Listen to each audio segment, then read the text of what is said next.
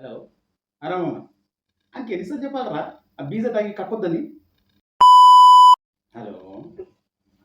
ఏం చేస్తున్నావు బంగారం? 350 రీఛార్జ్ మొన్నే కదా చేయించిన. నువ్వు ఎప్పుడు పైసలు పైసలు అని అడుగుతావా? 350 రూపాయల 1 మంత్ రీఛార్జ్. సరే చేస్తా. ఓకే శివచ్య.